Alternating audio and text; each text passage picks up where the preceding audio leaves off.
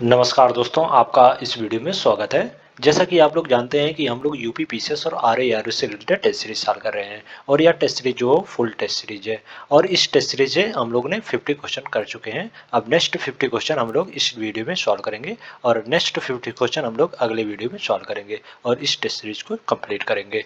तो चलिए टाइम को बिना वेस्ट किए आगे बढ़ते हैं और आप लोगों से एक विनम्र निवेदन है कि आप लोग चैनल को सब्सक्राइब कर लें, वीडियो को लाइक करें, शेयर करें और कमेंट करें और इस वीडियो के पीडीएफ के लिए टेलीग्राम या व्हाट्सएप ग्रुप को ज्वाइन कर लें जो कि डिस्क्रिप्शन में लिंक दे दिया गया है। ओके, तो चलिए स्टार्ट करते हैं। निम्नलिखित कथनों पर विचार कीजिए। पहला है, उत्तर प्रदेश का औसत जनघनत्व 829 व्यक्ति प्रति वर्ग किलोमीटर है और दूसरे कथन में कहा जा रहा है कि जनघनत्व में उत्तर प्रदेश का राज्यों में तीसरा स्थान है। सही कथन या कथनों का चयन करें।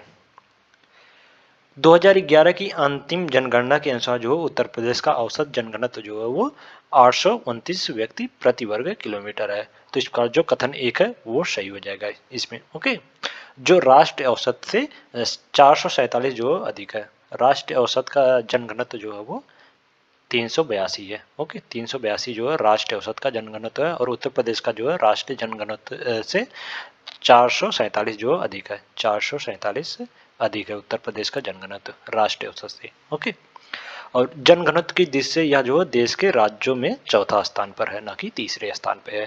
तो इसका जो कथन 2 है वो गलत हो जाएगा इसमें। तो इसमें केवल एक सही है, तो डी द राइट आंसर हो जाएगा इसमें। नेक्स्ट क्वेश्चन है, 2011 की जनगणना सर्वाधिक ग्रामीण एवं शहरी शिशु जनसंख्या वाला राज्य व केंद्र शासित क्षेत्र है क्रमशः। 2011 की जनगणना के अनुसार सर्वाधिक ग्रामीण एवं शहरी शिशु जनसंख्या वाला राज्य एवं केंद्र शासित प्रदेश जो है क्रमशः उत्तर प्रदेश और दिल्ली है। उत्तर प्रदेश में ग्रामीण एवं शहरी शिशु जनसंख्या जो है वो लगभग 24.25 मिलियन है। उत्तर प्रदेश में 24 यूपी में जो है 24.25 मिलियन है। ओके, मिलियन ग्रामीण एवं शहरी शिशु जनसंख्या अनुपात है। ओके, शिशु जनसंख्या सॉरी। और दिल्ली में जो है वो लगभग 5.48 मिलियन है जनसंख्या है शिशु का। ओके, तो इसमें बी द राइट आंसर हो जाएगा। सर्वाधिक जो है उत्तर प्रदेश में शिशु ग्रामीण एवं शिशु जनसंख्या है और उसके बाद केंद्र शासित प्रदेश में दिल्ली में। ओके, तो इसमें बी द राइट आंसर हो जाएगा। नेक्स्ट क्वेश्चन है, 2011 की जनगणना अनुसूचित जाति जनगणना के संदर्भ में निम्न कथनों पर विचार कीजिए। पहला है, अनुसूचित जाति की जनसंख्या जो उत्तर प्रदेश की कुल जनसंख्या का 20.7% है और दूसरा कथन है, अनुसूचित जाति की संख्या देश की कुल जनसंख्या का 15.6% है। सही कथन या कथनों का चयन कीजिए। 2011 की अंतिम जनगणना के अनुसार उत्तर प्रदेश में अनुसूचित जातियों की जनसंख्या जो है वो 4,13,57,608 है। ओके, जो प्रदेश की कुल जनसंख्या का लगभग 20.7% है। तो इसका जो कथन एक है वो सही हो जाएगा इसमें। ओके, जबकि संपूर्ण देश की कुल जनसंख्या में अनुसूचित जातियों की जनसंख्या का प्रतिशत जो है वो लगभग 16.6% है, ना कि 15.6%। ये 16.6% है। ओके, तो इसका जो कथन 2 है वो गलत हो जाएगा। तो इसमें केवल एक सही है, तो बी द राइट आंसर हो जाएगा। नेक्स्ट क्वेश्चन है, जनगणना 2011 के अनुसार उत्तर प्रदेश के अनुसूचित जनजातियों के लिंग अनुपात है। जनजातियों में लिंग अनुपात है। 2011 की अंतिम जनगणना रिपोर्ट के अनुसार राज्यों के अनुसूचित जनजातियों में लिंग अनुपात जो है वो 951 है। 951 है। उत्तर प्रदेश में अनुसूचित जनजातियों में लिंग अनुपात जो है 951 में। तो इसका जो ऑप्शन सी है वो सही हो जाएगा इसमें। नेक्स्ट क्वेश्चन है, जनगणना 2011 के अनुसार निम्नलिखित में से कौन सा राज्य सर्वाधिक ग्रामीण जनसंख्या प्रतिशतता वाला राज्य है। जनगणना 2011 के अनुसार जो है सर्वाधिक ग्रामीण प्रतिशतता वाला राज्य जो है वो सबसे ज़्यादा ग्रामीण जनसंख्या प्रतिशत जो है वो सबसे ज़्यादा बिहार में है, फिर उसके बाद असम में है, फिर उड़ीसा में है। ओके, तो इसका जो ऑप्शन सी है वो सही हो जाएगा। बिहार में जो है 88.7% लोग जो है ग्रामीण में निवास करते हैं, जबकि असम में जो है 83.92% लोग और उड़ीसा में जो है 83.32 83.32% लोग जो गांव में निवास करते हैं। ओके, तो इसमें सबसे ज़्यादा ग्रामीण जनसंख्या प्रसन्नता वाला राज्य जो है वो बिहार है। ओके, तो इसमें सी द राइट आंसर हो जाएगा। नेक्स्ट क्वेश्चन है, निम्नलिखित कथनों में से कौन सा सही है? पहला है, मित्र मेला नामक संस्था की स्थापना विनायक दामोदर दास सावरकर ने 1904 ईस्वी में की थी। और दूसरा कथन है, इस संस्था के लोगों ने प्लेग कमिश्नर आयस्टर की गोली मारकर हत्या कर दी थी। विनायक दामोदर दास सावरकर ने 1904 ईस्वी में नासिक में मित्र मेला नामक संस्था की स्थापना की थी, जो आगे चलकर अभिनव भारत में परिवर्तित हो गई थी।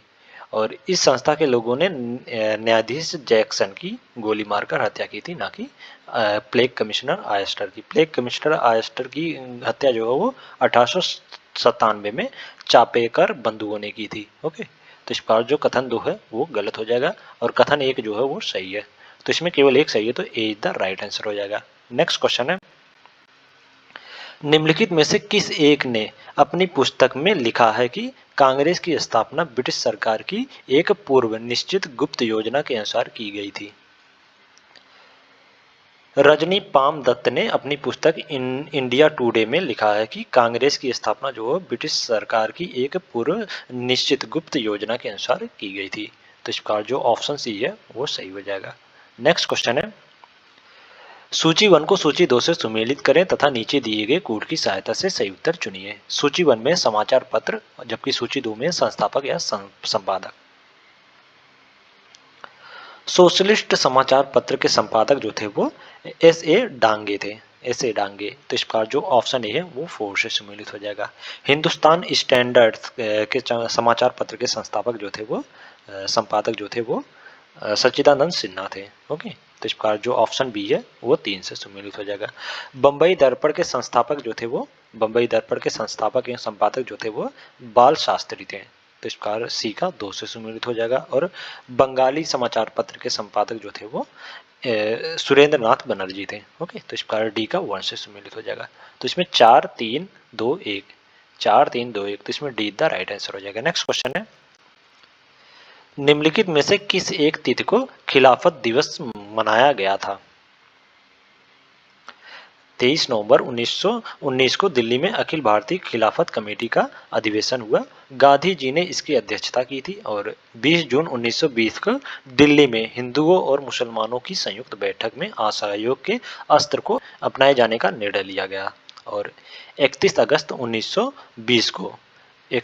1920 का दिन को खिलाफत दिवस के रूप में मनाए जाने का निर्णय लिया गया था। और इसी में ओके, तो इस प्रकार जो ऑप्शन बी है वो सही हो जाएगा। 31 अगस्त 1920 को खिलाफत दिवस मनाए जाने का निर्णय जो है वो 20 जून 1920 को इलाहाबाद में हिंदू और मुसलमानों की संयुक्त बैठक में असहयोग के शस्त्र को अपनाए जाने का निर्णय लिया गया। और 31 अगस्त 1920 को खिलाफत दिवस के रूप में मनाए जाने का निर्णय लिया गया था, 31 अगस्त 1920 को। ओके, तो इसमें बी द राइट आंसर हो जाएगा। नेक्स्ट क्वेश्चन है, नीचे 2 कथन दिए गए हैं जिनमें से एक को अभिकथन ए और दूसरे को कारण आर कहा गया है। अभिकथन ए, वर्ष 1930 में लखनऊ में अखिल भारतीय किसान सम्मेलन का आयोजन किया गया था। और कारण आर में कहा जा रहा है कि सामंतवाद के उन्मूलन तथा लगान व कर्जों की में छूट की मांग की गई थी। नीचे दिए गए कूट से सही उत्तर का चयन कीजिए। वर्ष 1936 में प्रोफेसर एन.वी. रंगा तथा स्वामी सहजानंद के प्रयासों से लखनऊ में अखिल भारतीय किसान सम्मेलन का आयोजन किया गया था। और इस सम्मेलन में सामंतवाद के उन्मूलन तथा लगान व कर्जों में छूट की मांग की गई थी। तो इसका जो अभिकथन है वो गलत हो जाएगा। ओके, वर्ष 1936 में लखनऊ में अखिल भारतीय किसान सम्मेलन का आयोजन किया गया था, ना कि वर्ष 1930 में। ओके, तो इस पर जो अभिकथन है वो गलत हो जाएगा और कारण जो है वो सही है। ओके, तो इसमें डी द राइट आंसर हो जाएगा। नेक्स्ट क्वेश्चन है, सूची 1 को सूची 2 से सुमेलित करें तथा नीचे दिए गए कोड की सहायता से सही उत्तर चुनिए। सूची 1 में प्रमुख व्यक्ति और सूची 2 में जन्म स्थान। मैथिली शरण गुप्त का जन्म जो है वो झांसी में हुआ था। तो इस प्रकार जो ऑप्शन ए है वो 4 से सुमेलित हो जाएगा। और आचार्य राम प्रसाद शुक्ल का जन्म जो बस्ती में हुआ था। तो इस प्रकार जो ऑप्शन बी है वो 3 से सुमेलित हो जाएगा। ओके। और राहुल संस्कृत्यायन का जन्म जो आजमगढ़ में हुआ था, तो इस बार सी का 2 से सुमेलित हो जाएगा। और धर्मवीर भारती का जन्म जो हो प्रयागराज में हुआ था, तो इस बार जो ऑप्शन डी है वो 1 से सुमेलित हो जाएगा। तो इसमें 4 3 2 1 4 4 3 2 1, तो इसमें सीधा राइट आंसर हो जाएगा। ओके। नेक्स्ट क्वेश्चन है,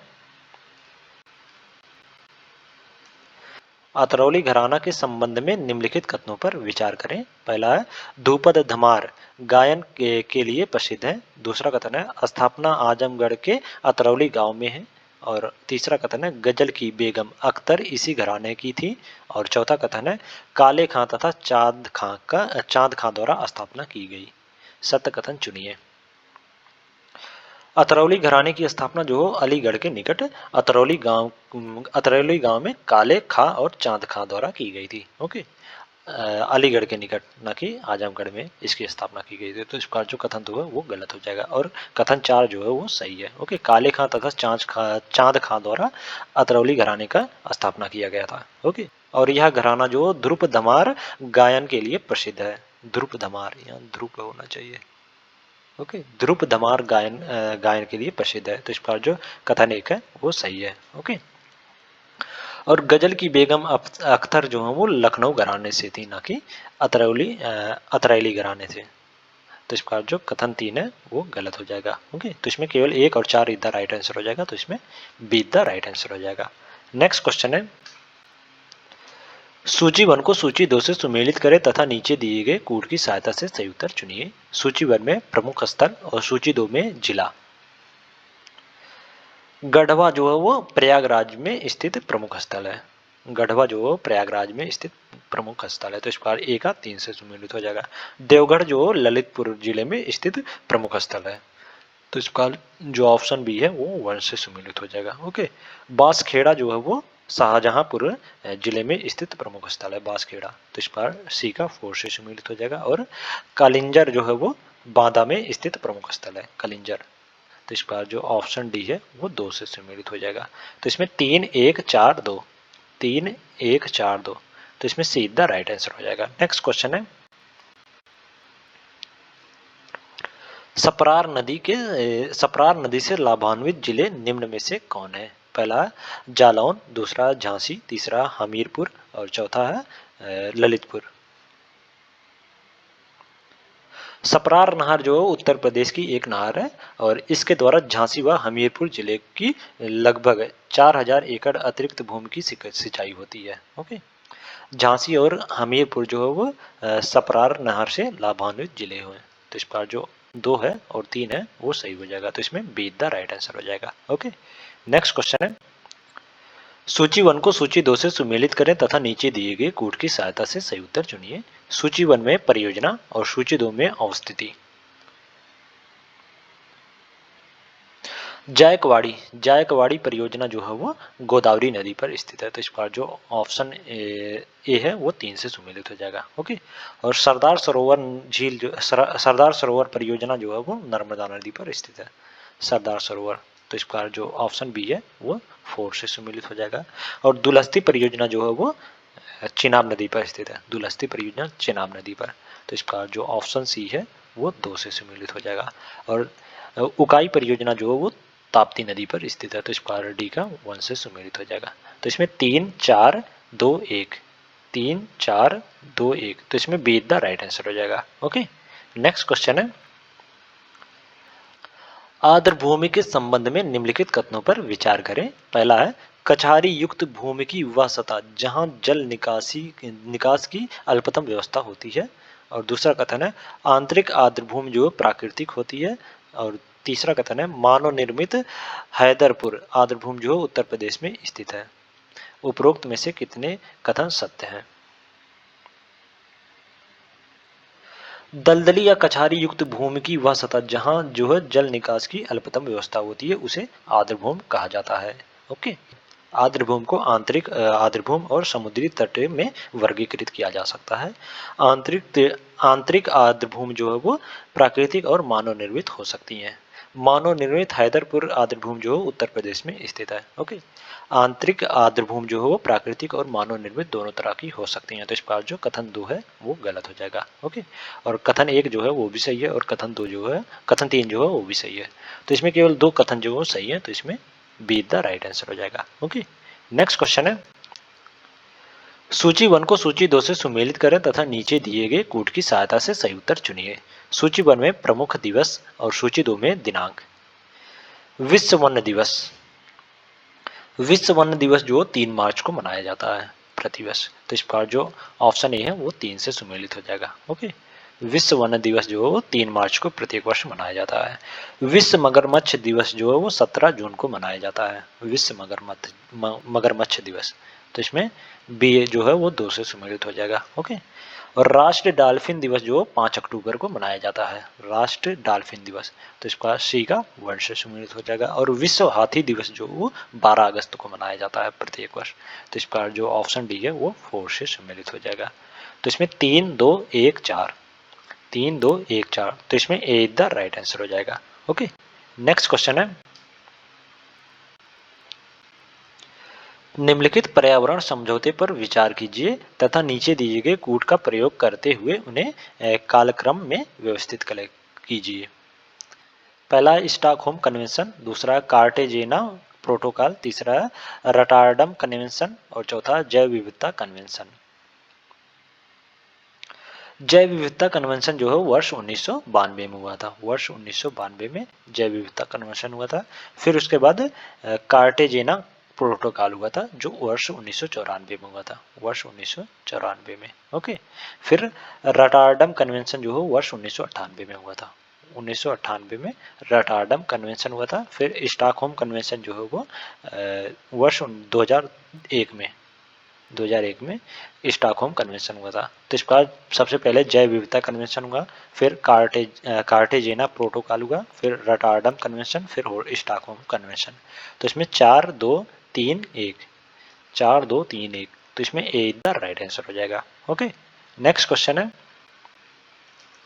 सूची 1 को सूची 2 से सुमेलित करें तथा नीचे दिए गए कूट की सहायता से सही उत्तर चुनिए। सूची 1 में वेटलैंड और सूची 2 में राज्य। कंजली, कंजली वेटलैंड जो है वो पंजाब राज्य में स्थित है। तो इसका जो ऑप्शन ए है वो 4 से सम्मिलित हो जाएगा। ओके, और लोकटक वेटलैंड जो है वो मणिपुर में स्थित है, लोकटक वेटलैंड। तो इसका जो ऑप्शन बी है वो 3 से सम्मिलित हो जाएगा। और रेड़कू कुंड जो है वो, रेड़कू कुंड वेटलैंड जो है वो हिमाचल प्रदेश में स्थित है। तो इसका सी का 1 से सम्मिलित हो जाएगा। और रुद सागर वेटलैंड जो है वो त्रिपुरा में स्थित है। इसका डी का 2 से सम्मिलित हो जाएगा। तो इसमें 4 3 1 2, 4 3 1 2, तो इसमें सीधा राइट आंसर हो जाएगा। ओके, नेक्स्ट क्वेश्चन है, भारत की निम्नलिखित पंचवर्षीय योजनाओं में से किसमें सामाजिक न्याय एवं समानता के साथ समृद्धि पर बल दिया गया। सामाजिक न्याय एवं समानता के साथ समृद्धि पर बल जो है वो 9वीं पंचवर्षीय योजना में दिया गया। और यह योजना का काल जो है वो, इस योजना का काल जो है वो वर्ष 1997 से 2000 के बीच था। 9वीं पंचवर्षीय योजना का काल जो है वो 1997 से 2000 के बीच था इसका कार्यकाल। ओके, तो इसका जो ऑप्शन बी है वो सही हो जाएगा। 9वीं पंचवर्षीय योजना में सामाजिक न्याय एवं समानता के साथ समृद्धि पर बल दिया गया था। ओके, तो इसमें बी द राइट आंसर हो जाएगा। नेक्स्ट क्वेश्चन, प्रभावी राजस्व घाटे की धारणा को किस वित्तीय वर्ष के बजट में प्रारंभ किया गया था। प्रभावी राजस्व घाटे की धारणा जो वित्त वर्ष 2011 के केंद्रीय बजट से प्रारंभ किया गया था और इसे वित्त वर्ष 2012-13 के बजट से FRBM एक्ट 2003 के अंतर्गत शामिल किया गया था। ओके, तो इसका जो ऑप्शन सी है वो सही हो जाएगा। 2011-12 का वित्त वर्ष जो है वो, उसमें प्रभावी राजस्व घाटे की धारणा को शामिल किया गया था। ओके, बजट में। तो इसमें सी द राइट आंसर हो जाएगा। नेक्स्ट क्वेश्चन है, सूची 1 को सूची 2 से सुमेलित करें तथा नीचे दिए गए कूट की सहायता से सही उत्तर चुनिए। सूची 1, दत्त समिति, चक्रवर्ती समिति, राज मन्नार समिति और वांचू समिति। सूची 2 में है मौद्रिक प्रणाली, औद्योगिक लाइसेंस, प्रत्यक्ष कर और केंद्र राज्य संबंध। दत्त समिति जो हो औद्योगिक लाइसेंस से संबंधित था। तो इस प्रकार जो ऑप्शन ए है वो 2 से सुमेलित हो जाएगा। ओके। और चक्रवर्ती समिति का संबंध जो मौद्रिक प्रणाली से था। तो इस प्रकार जो ऑप्शन बी है वो 1 से सुमेलित हो जाएगा। और राजमन्नार समिति का संबंध जो राज्य केंद्र राज्य संबंध से था। तो इस प्रकार जो ऑप्शन सी है वो 4 से सुमेलित हो जाएगा। और वांचू समिति का संबंध जो है वो प्रत्यक्ष कर से था। तो इस प्रकार डी का 3 से सुमेलित हो जाएगा। तो इसमें 2 1 4 3 2 1 4 3, तो इसमें डी द राइट आंसर हो जाएगा। नेक्स्ट क्वेश्चन है, लोक वित्त सरकार के वित्तीय क्रियाकलापों का अध्ययन है, इसके अंतर्गत कौन शामिल नहीं है? ऑप्शन ए वित्तीय प्रशासन, ऑप्शन बी सार्वजनिक व्यय, ऑप्शन सी है सार्वजनिक ऋण और ऑप्शन डी है व्यावसायिक बैंक के कार्य निष्पादन। लोक वित्त जो है वो सरकार की वित्तीय क्रियाकलापों का अध्ययन है और इसके अंतर्गत जो है सार्वजनिक व्यय, लोक राजस्व, सार्वजनिक ऋण, वित्तीय प्रशासन तथा संघीय वित्त आते हैं। लोक वित्त का संबंध जो व्यावसायिक बैंकों के कार्य निष्पादन से नहीं है। तो इसका जो ऑप्शन डी है वो सही हो जाएगा। ओके, लोक वित्त का संबंध जो है वो व्यावसायिक बैंकों के कार्य निष्पादन से नहीं है। तो इसमें डी द राइट आंसर हो जाएगा। नेक्स्ट क्वेश्चन है, निम्नलिखित में से कौन एक संस्था ग्रामीण अवस्थापना विकास कोष के अर्थ प्रबंधन को संचालित करती है? ग्रामीण अवस्थापना विकास कोष की स्थापना जो वर्ष 1995-96 में ग्रामीण आधारभूत ढांचे के वित्तीय हेतु की गई थी और वर्ष 1982 में स्थापित नाबार्ड द्वारा इसके अर्थ प्रबंध का संचालन किया जाता है। ओके, तो इसका जो ऑप्शन बी है वो सही हो जाएगा। ग्रामीण अवस्थापना विकास कोष के अर्थ प्रबंधन का संचालन जो नाबार्ड द्वारा किया जाता है। तो इसमें बी द राइट आंसर हो जाएगा। नाबार्ड की स्थापना जो है वो वर्ष 1982 में हुई थी, वर्ष 1982 में। ओके, और ग्रामीण अवस्थापना विकास कोष की स्थापना जो है वर्ष 1995 96 में हुई थी। ओके, इसकी स्थापना। तो इसमें बी द राइट आंसर हो जाएगा। नेक्स्ट क्वेश्चन है, सूची 1 को सूची 2 से सुमेलित करें तथा नीचे दिए गए कूट की सहायता से सही उत्तर चुनिए। सूची 1 में तीर्थकार और सूची 2 में प्रतीक। अजीतनाथ, अजीतनाथ का प्रतीक जो है वो गज है। ओके, अजीतनाथ का प्रतीक जो है वो गज है। तो इसका जो ऑप्शन ए है वो 3 से सुमेलित हो जाएगा। ओके, और शीतलन नाथ का प्रतीक जो है वो श्रीवत्स है, श्रीवत्स। तो इसका जो ये बी है और ये सी है। ओके, बी जो है वो 1 से सुमेलित हो जाएगा। और पूज्यनाथ का प्रतीक जो है वो महिष है, पूज्यनाथ का प्रतीक जो है महिष है। तो इस पर सी का 4 से सुमेलित हो जाएगा। और शांतिनाथ का प्रतीक जो है मृग है। तो इस पर जो ऑप्शन डी है वो 2 से सम्मिलित हो जाएगा। तो इसमें 3 1 4 2 3 1 4 2, तो इसमें बी द राइट आंसर हो जाएगा। नेक्स्ट क्वेश्चन है, मौर्य साम्राज्य की प्रशासनिक व्यवस्था के संदर्भ में निम्नलिखित कथनों पर विचार करें। पहला है, केंद्र प्रांतों में बटा था तथा प्रांतों का प्रशासन जो राजवंश के अधीन था। और दूसरा कथन है, प्रवेष्टा प्रवेष्टा चल मुद्रा का नियमन करने वाला अधिकारी था। मौर्य साम्राज्य में केंद्र जो है प्रांतों में बटा था और प्रांतों का प्रशासन जो वायसराय रूपी अधिकारी द्वारा होता था। ये अधिकारी जो राजवंश के होते थे और अशोक के अभिलेख में उन्हें जो कुमार या आर्य पुत्र कहा गया है। और प्रवेष्टा जो फौजदारी न्यायालय का मुख्य न्यायाधीश था, न कि मुद्रा का नियमन करने वाला अधिकारी था। तो इस बार जो कथन 2 है वो गलत हो जाएगा। ओके, मौर्य साम्राज्य के प्रशासनिक व्यवस्था के संबंध में। तो इस बार जो कथन 1 है वो सही है। ओके, प्रांत जो है वो केंद्र जो है प्रांतों में बटा था तथा प्रांतों का प्रशासन जो राजवंश के अधीन था। तो इसमें केवल एक सही, तो ए द राइट आंसर हो जाएगा। नेक्स्ट क्वेश्चन है, उत्तर वैदिक काल के आर्थिक जीवन के संदर्भ में निम्नलिखित कथनों पर विचार करें। पहला है, आर्यों का प्रमुख व्यवसाय पशुपालन था। और दूसरा कथन है, पशुपालन का महत्व बढ़ गया था, कृषि का कम हो गया था। सही कथन या कथनों का चयन करें। उत्तर वैदिक काल में आर्यों के जीवन में अधिक स्थायित्व आया था और इस काल में कृषि का महत्व जो बढ़ गया था तथा पशुपालन जो है वो कम हो गया था। और इसका प्रमुख कारण जो था वो लोहे का प्रयोग होना। ओके, और उत्तर वैदिक काल में आर्यों का प्रमुख व्यवसाय जो कृषि था हो गया था, न कि पशुपालन। तो इस प्रकार जो इसमें दोनों कथन जो है वो उत्तर वैदिक काल के संदर्भ में गलत है। तो इसमें डी द राइट आंसर हो जाएगा। ओके, जबकि वैदिक काल में, पूर्व वैदिक काल में आर्यों का मुख्य व्यवसाय जो पशुपालन था। ओके, आर्यों का मुख्य व्यवसाय जो वैदिक काल में पशुपालन था, जबकि उत्तर वैदिक काल में उनका व्यवसाय जो कृषि हो गया था। ओके, और उस समय उत्तर वैदिक काल में कृषि का महत्व जो बढ़ गया था, जबकि पशुपालन का महत्व जो कम हो गया था उस समय, और उसी समय लौह का प्रयोग हुआ था।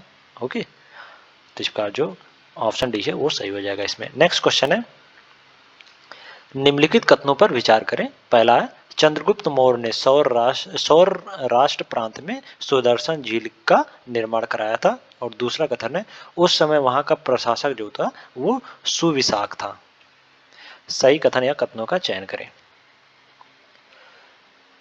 शक शासक रुद्रदमन के जूनागढ़ अभिलेख में चंद्रगुप्त मौर्य और अशोक दोनों के नामों का उल्लेख मिलता है, और इसी अभिलेख से पता चलता है कि चंद्रगुप्त मौर्य ने सौराष्ट्र प्रांत में सुदर्शन झील का निर्माण कराया था, और इस समय वहां का प्रशासक जो था वो पुष्पबुद्ध वैश्य था, न कि सुविशाख था। तो इसका जो कथन 2 है वो गलत हो जाएगा। ओके, और कथन 1 जो है वो सही है, तो इसमें केवल एक सही है, तो डी द राइट आंसर हो जाएगा। नेक्स्ट क्वेश्चन है, कुमारगुप्त कालीन अभिलेख के संदर्भ में निम्न में से कौन सा युग में सही सुमेलित नहीं है। अभिलेख, जिला।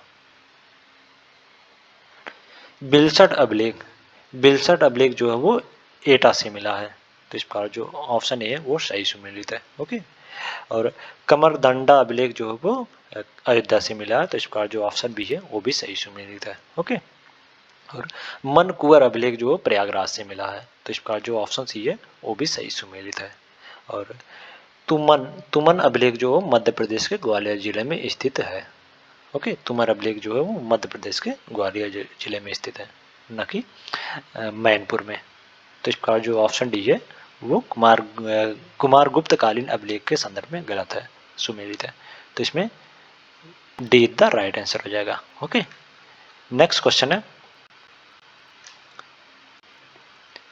निम्नलिखित में से किस एक राज्य की सीमा जो है बांग्लादेश से तो स्पष्ट करती है किंतु म्यांमार से नहीं। ऑप्शन है Tripura, option B Manipur, option C Mizoram, और ऑप्शन डी इनमें से कोई नहीं।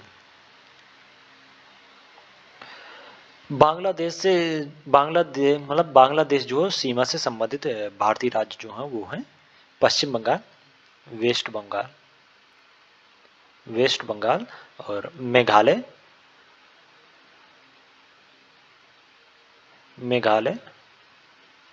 और उसके बाद असम, त्रिपुरा और मिजोरम। ये जो है वो बांग्लादेश के साथ सीमा साझा करते हैं। ओके, बांग्लादेश के साथ, और म्यांमार से सीमा साझा करने वाले राज्य जो हैं, म्यांमार से सीमा साझा करने वाले जो हैं वो अरुणाचल प्रदेश यानी एपी, अरुणाचल प्रदेश, नागालैंड, और उसके बाद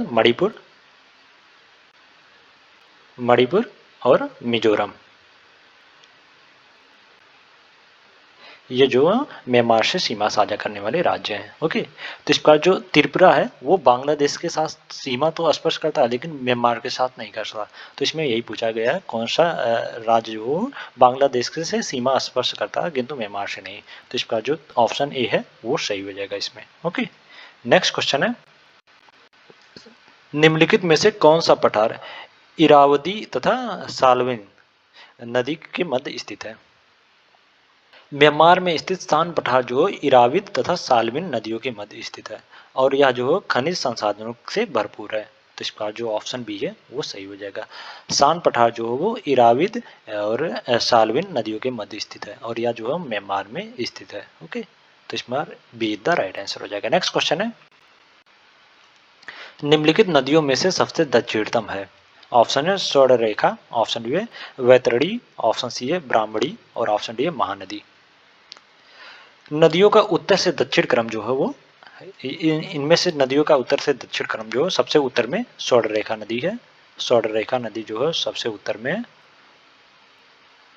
स्वर्णरेखा नदी, फिर उसके बाद वैतरणी नदी आएगा, वैतरणी, फिर उसके बाद ब्राह्मणी,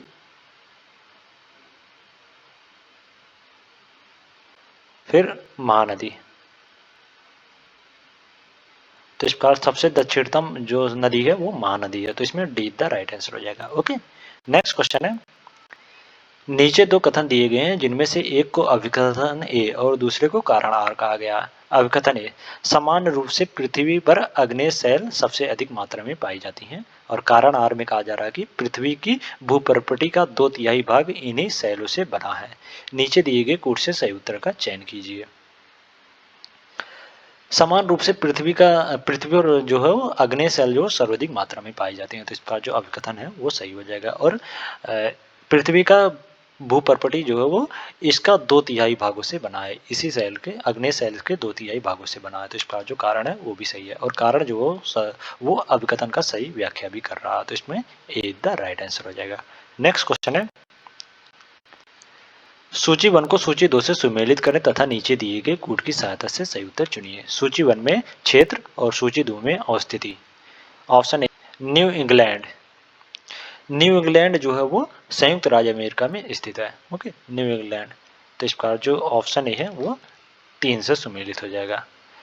जॉर्ज टाउन, जॉर्ज टाउन जो है वो दक्षिण अमेरिका में स्थित है। जॉर्ज टाउन जो है वो दक्षिण अमेरिका में स्थित है। ओके, तो इस पर बी का 4 से सम्मिलित हो जाएगा। और पूर्वी लंदन, पूर्वी लंदन जो दक्षिण अफ्रीका में स्थित है क्षेत्र है पूर्वी लंदन, तो इस पर सी का 1 से सम्मिलित हो जाएगा। और मोनाको जो है वो यूरोप में स्थित क्षेत्र है, तो इस पर डी का 2 से सम्मिलित हो जाएगा। तो इसमें 3 4 1 2, 3 4 1 2, तो इसमें ए द राइट आंसर हो जाएगा। नेक्स्ट क्वेश्चन है, निम्नलिखित में से कौन एक ठंडा मरुस्थल है? गोबी जो है वो मंगोलिया में विस्तृत एक ठंडा मरुस्थल का उदाहरण है। ओके, और सभी जो है गर्म मरुस्थल के उदाहरण है। कलाहरी जो है वो कलाहरी, आटाकामा और नाफुद ये सब जो है वो गर्म मरुस्थल के उदाहरण है, जबकि गोबी जो है वो ठंडा मरुस्थल का उदाहरण है, और यह जो है मंगोलिया में विस्तृत है। ओके, गोबी जो है मंगोलिया में विस्तृत मरुस्थल है, ठंडा मरुस्थल मंगोलिया में। ओके, तो इसमें डी द राइट आंसर हो जाएगा। नेक्स्ट क्वेश्चन है, दक्षिण अमेरिका महाद्वीप में पाए जाने वाले मोंटाना होते हैं। दक्षिण अमेरिका महाद्वीप में एंडीज पर्वत के पूर्वी ढलान में वनों को मोंटाना कहा जाता है। ओके, तो इस पर जो ऑप्शन सी है वो सही हो जाएगा। दक्षिण अमेरिका महाद्वीप में एंडीज पर्वत के पूर्वी ढलान के वनों को मोंटाना कहा जाता है। ओके, और यहाँ की लकड़ियाँ जो हो कीमती एवं मुलायम होती हैं, तो इसका जो ऑप्शन सी है वो सही हो जाएगा। नेक्स्ट क्वेश्चन है, निम्नलिखित में से कौन एक सही रेखा को प्रदर्शित करते हैं? 0 डिग्री देशांतर को प्रधान मध्यायन रेखा कहते हैं। ओके, और इससे 180 पूरब तथा 180 पश्चिम देशांतर की गणना करते हैं, तो दोनों एक ही रेखा का प्रदर्शित करती हैं, दोनों एक ही रेखा का प्रदर्शित करती हैं, तो इसका जो ऑप्शन ए है वो सही हो जाएगा। ओके, 180 डिग्री पूर्वी तथा 180 डिग्री पश्चिमी देशांतर जो है वो दोनों एक ही रेखा को प्रदर्शित करती हैं। ओके, और तो इसमें ए द राइट आंसर हो जाएगा। नेक्स्ट क्वेश्चन है, निम्नलिखित में से कौन एक बेनेलक्स देशों में सम्मिलित नहीं है? Option A Belgium, option B है फिनलैंड, ऑप्शन सी है नीदरलैंड, और ऑप्शन डी है लग्जमबर्ग। बेनेलक्स देशों में 3 देश शामिल हैं, और वे हैं बेल्जियम, नीदरलैंड और लग्जमबर्ग। ओके, तो इस बार जो फिनलैंड जो है वो बेनेलक्स देश में शामिल नहीं है, तो इसमें बी द राइट आंसर हो जाएगा। नेक्स्ट क्वेश्चन है, निम्नलिखित में से कौन सा दर्रा त्वांग घाटी होकर तिब्बत का मार्ग प्रदान करता है? बोमडीला दर्रा जो अरुणाचल प्रदेश के उत्तर पश्चिमी भाग में स्थित है, और इस दर्रे से त्वांग घाटी होकर तिब्बत जाने का मार्ग प्रदान करता है। ओके, बोमडीला दर्रा जो है वो त्वांग घाटी से होकर तिब्बत जाने का मार्ग प्रदान करता है, तो इसका जो ऑप्शन सी है वो सही है। ओके, और यह दर्रा जो बोमडीला दर्रा जो है वो अरुणाचल प्रदेश के उत्तर पश्चिमी भाग में स्थित है। ओके, तो इसमें सी द राइट आंसर हो जाएगा। नेक्स्ट क्वेश्चन है, क्षमा आदि की और कुछ मामलों में दंडादेश के निलंबन, परिहार तथा लघुकरण की राष्ट्रपति की शक्ति को किस अनुच्छेद के अंतर्गत रखा गया है? राष्ट्रपति की क्षमादान शक्ति और कुछ मामलों में दंडादेश के निलंबन, परिहार या लघुकरण की शक्ति को अनुच्छेद 72 के अंतर्गत रखा गया है। तो इसका जो ऑप्शन बी है वो सही हो जाएगा इसमें। नेक्स्ट क्वेश्चन है, राष्ट्रपति के कार्यकाल का प्रारंभ माना जाता है। संविधान के अनुच्छेद 56 के खंड 1 के अनुसार राष्ट्रपति अपने पद ग्रहण की तिथि से 5 वर्ष की अवधि तक पद पर रहेगा। अर्थात इसी प्रकार राष्ट्रपति के कार्यकाल का प्रारंभ जो शपथ ग्रहण के दिन से ही चालू हो जाता है। तो इसका जो ऑप्शन बी है वो सही हो जाएगा इसमें। ओके, राष्ट्रपति के कार्यकाल का प्रारंभ जो शपथ ग्रहण के दिन से ही माना जाएगा। तो इसमें बी द राइट आंसर हो जाएगा। नेक्स्ट क्वेश्चन है, निम्नलिखित में से किस वर्ष राजनीतिक दलों को सर्वप्रथम संवैधानिक मान्यता प्राप्त हुई थी? भारतीय संविधान के 52वें संविधान संशोधन 1985 द्वारा भारत में प्रथम बार जो राजनीतिक दलों को संवैधानिक मान्यता प्राप्त हुई थी। तो इसका जो ऑप्शन डी है वो सही हो जाएगा। ओके, 1985 में 52वें संविधान संशोधन के द्वारा राजनीतिक दलों को सर्वप्रथम संवैधानिक मान्यता प्राप्त हुई थी। तो इसमें डी द राइट आंसर हो जाएगा। नेक्स्ट क्वेश्चन है, निम्नलिखित संवैधानिक संशोधन में से कौन लोकसभा के सदस्यों की संख्या में वृद्धि करने से संबंधित है? 7वां संविधान संशोधन 1956 द्वारा लोकसभा की सदस्य संख्या जो 520 निश्चित की गई थी तथा 31वें संविधान संशोधन 1973 द्वारा लोकसभा की सदस्य संख्या जो 545 निश्चित की गई थी और इस प्रकार उसमें लोकसभा सदस्यों की संख्या में वृद्धि की गई थी 7वें और 31वें संविधान संशोधन के द्वारा। तो इस पर जो ऑप्शन ए है वो सही हो जाएगा इसमें। नेक्स्ट क्वेश्चन है, उत्तर प्रदेश में लोकसभा सीटों की कुल संख्या निम्नलिखित में से किन 3 राज्यों की लोकसभा सीटों की संख्या के योग के बराबर है? उत्तर प्रदेश में लोकसभा सीटों की संख्या जो है वो 80 होती है। उत्तर प्रदेश में लोकसभा सीटों की संख्या यूपी में 80 है। ओके, यूपी में 80 है और इसमें पूछा गया निम्नलिखित में से किन 3 राज्यों की लोकसभा सीटों की संख्या के योग के बराबर है उत्तर प्रदेश की लोकसभा सीटों की संख्या, यानी 3 राज्यों की लोकसभा सीटें जो हैं वो इनका योग अगर किया जाए तो 80 हो जाए, वो कौन कौन से हैं? महाराष्ट्र में लोकसभा सीटों की संख्या जो 48 है। महाराष्ट्र में लोकसभा सीटों की संख्या 48 है और कर्नाटक में लोकसभा सीटों की संख्या जो 28 है। ओके, और हिमाचल प्रदेश में लोकसभा सीटों की संख्या जो 4 है। ओके, तो इस प्रकार ये तीनों को जोड़ देंगे तो 80 हो जाएगा। ओके, तो इस प्रकार जो ऑप्शन ए है वो सही हो जाएगा इसमें। ओके, परंतु बिहार में लोकसभा सीटों की संख्या जो है वो बिहार में लोकसभा सीटों की संख्या जो है 40 है। ओके, बिहार में 40 है और तमिलनाडु में जो है लोकसभा सीटों की संख्या जो है वो तमिलनाडु में 39 है। तमिलनाडु में 39 है। ओके, और तेलंगाना में 17 है। तेलंगाना में लोकसभा सीटों की संख्या 17 है और त्रिपुरा में जो 2 सीट है। त्रिपुरा में 2 सीटें हैं। तमिलनाडु में 39। ओके, और पश्चिम बंगाल में जो हो लोकसभा सीटों की संख्या जो है 42 है पश्चिम बंगाल में। और उसके बाद मध्य प्रदेश में लोकसभा सीटों की संख्या जो 29 है और मेघालय में लोकसभा सीटों की संख्या जो है वो 2 है मेघालय में, और हरियाणा में लोकसभा सीटों की संख्या जो 10 है। ओके, तो इसका जो ऑप्शन ए है वो सही हो जाएगा इसमें। नेक्स्ट क्वेश्चन है, भारत के संविधान में निम्नलिखित में से किस अनुच्छेद में उल्लेखित है कि भारत के राज्य क्षेत्र में सर्वत्र व्यापार, वाणिज्य और समागमन उपलब्ध होगा? अनुच्छेद 301 में यह वर्णन किया गया है कि भारत के राज्य क्षेत्र में सर्वत्र व्यापार, वाणिज्य और समागमन जो आबद्ध होगा। तो इसका जो ऑप्शन डी है वो सही हो जाएगा। नेक्स्ट क्वेश्चन है, निम्नलिखित में से किस एक आधार पर राष्ट्रपति द्वारा संवैधानिक आपात की घोषणा की जा सकती है? अनुच्छेद 356 के अनुसार जब राज्य का शासन जो संवैधानिक आधार पर न चलाया जा रहा हो तब राष्ट्रपति जो संवैधानिक आपात की घोषणा करते हैं और संविधान का भाग 18 जो है वो आपात उपबंध से संबंधित है। भाग 18 में अनुच्छेद 352 से 360 जो है वो राष्ट्र आपात उपबंध से संबंधित है। ओके, तो इसका जो ऑप्शन सी है वो सही हो जाएगा। केंद्र द्वारा दिए गए निर्देश का पालन करने या उसे प्रभावी बनाने में असफल के आधार पर जो है राष्ट्रपति जो है वो संवैधानिक आपात की घोषणा कर सकता है। तो इसमें सीधा राइट आंसर हो जाएगा। नेक्स्ट क्वेश्चन है, निम्नलिखित में से कौन सी अर्हता उपराष्ट्रपति पद हेतु अनिवार्य है? पहला है वह 30 वर्ष की आयु पूर्ण कर चुका हो, और दूसरा कथन है वह राज्यसभा का सदस्य बनने के लिए अर्हित हो, और तीसरा कथन है सार्वजनिक प्राधिकरण के तहत किसी लाभ के पद पर ना हो। उपराष्ट्रपति जो राज्यसभा का पदेन अध्यक्ष होता है, और उपराष्ट्रपति की अर्हताओं का उल्लेख जो है वो अनुच्छेद 66(3) में किया गया है। उपराष्ट्रपति की अर्हताओं का उल्लेख जो अनुच्छेद 66(3) में किया गया है, और इसके अनुसार उपराष्ट्रपति बनने की आयु जो वो 35 वर्ष निर्धारित की गई है, ना कि 30 वर्ष।